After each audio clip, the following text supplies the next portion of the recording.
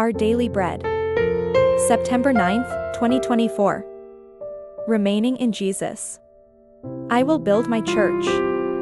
Matthew 16 verse 18. Today's scripture and insight. Matthew 16 verses 13 to 19. Matthew 16:13-19. Peter declares that Jesus is the Messiah. When Jesus came to the region of Caesarea Philippi, he asked his disciples, "Who do people say the Son of Man is?" They replied, "Some say John the Baptist.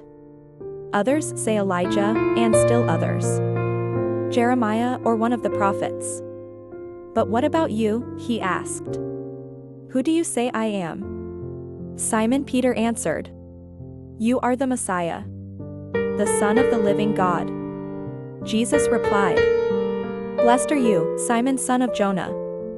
For this was not revealed to you by flesh and blood, but by my Father in heaven.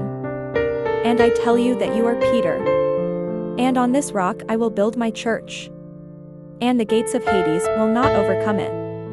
I will give you the keys of the kingdom of heaven. Whatever you bind on earth will be bound in heaven, and whatever you loose on earth will be loosed in heaven." Insight. A fire burned Balsora Baptist Church to the ground. As emergency workers and community members gathered after the blaze subsided, they were surprised to see a charred cross standing upright amidst the smoke and ashes in the air. A firefighter commented that the fire took the structure, but not the cross. This is a reminder that the building was just that, a building. The church is the congregation. The church is not a building, but a community united by the cross of Christ, the one who died, was buried, and rose again. When Jesus lived on earth, he told Peter he'd build his worldwide church, and nothing would destroy it. Matthew 16 verse 18. Jesus would gather believers from all over the globe into a group that would continue throughout time. This community would face intense difficulty, but they'd ultimately endure. God would dwell within them and sustain them. Ephesians 2 verse 22. When we struggle to establish local churches only to have them stagnate and sputter, when buildings are destroyed, or when we're concerned about believers struggling in other parts of the world, we can remember that Jesus is alive, actively enabling God's people to persevere. We're part of the church he's building today.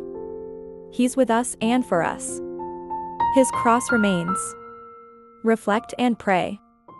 In what ways might you support fellow believers? How does sharing the good news relate to God's plan for the church?